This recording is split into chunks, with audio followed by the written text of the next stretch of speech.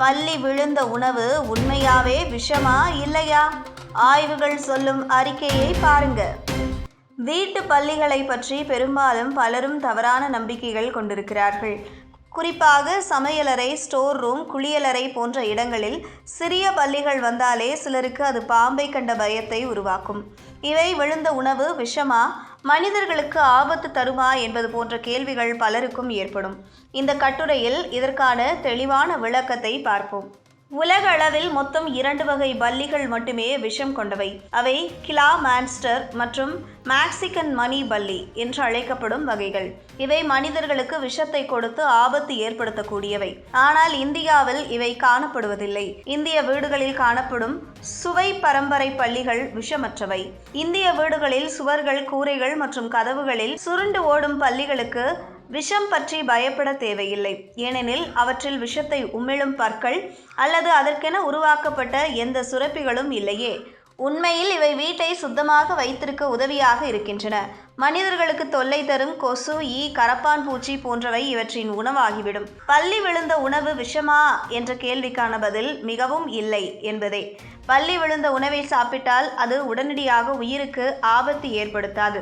ஆனால் பல்லி உடலில் சில பாக்டீரியாக்கள் மற்றும் ஒட்டுண்ணிகளை சுமந்து சென்று மலத்தின் மூலமாக வெளியேற்றும். இது சிலருக்கு வயிற்றுப்போக்கு, காய்ச்சல் போன்ற சின்ன சின்ன பாதிப்புகளை உருவாக்கும். பல்வேறு ஆரோக்கிய சிக்கல்களுடன் இருந்தால், குறிப்பாக 5 வயதிற்குள் குழந்தைகள், முதியவர்கள், கர்ப்பிணிகள், நோய் எதிர்ப்பு சக்தி குறைந்தவர்கள், HIV, எய்ட்ஸ், புற்றுநோய் சிகிச்சை மேற்கொள்பவர்களுக்கு பல்லி விழுந்த உணவு கடுமையான பாதிப்பை ஏற்படுத்தலாம். அப்போது உடனே மருத்துவரை அணுகுவது அவசியம். பல்லி விழுந்த உணவை சாப்பிட்ட பிறகு மன அழுத்தத்தினாலும் சிலருக்கு வாந்தி, தலை சுற்றல், மயக்கம் போன்ற உளவியல் விளைவுகள் ஏற்படலாம். பல்லியை பற்றிய வெறுப்பு அல்லது பயம், உணவு விழுந்தது என்பதை நினைத்து ஏற்படும் மனச்சோர்வு இந்த அறிகுறிகளை அதிகமாக்கும். எப்போதும் உணவை மூடி வைப்பது, பல்லிகள் சென்ற பாத்திரங்களை சோப்புடன் கழுவி வைத்தல் போன்ற சுகாதார முறைகளை கடைபிடிப்பது மிக அவசியம். சாப்பாடு, பழம், காய்கறி போன்றவற்றை மூடி வைப்பது பல்லி விழுந்து உணவு அழுகி உடல் பாதிப்பு ஏற்படாமல் காக்கும். பல்லி கடிக்கும் விஷயம் மிகவும் அபூர்வம். கடித்தாலும் அது விஷத்தை பரப்பாது. ஆனால் அந்த இடத்தை உடனே சுத்தம் செய்ய வேண்டும். பாக்டீரியா தொற்று ஏற்பட வாய்ப்பிருப்பதால் சோப்புடன் கழுவி, மிக அதிக வலி இருந்தால் ஐஸ் கட்டி வைக்கலாம். தொற்று ஏற்பட்டால் மருத்துவரை அணுக வேண்டும். இதனால் பயம் வேண்டாம், ஆனால் சுகாதாரம் தேவையாகும்.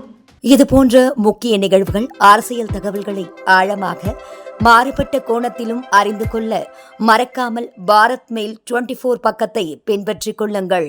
உங்கள் ஒவ்வொரு ஆதரவும் இதுபோன்ற பல நிகழ்வுகளின் பின்னணியை அறிய உதவும்.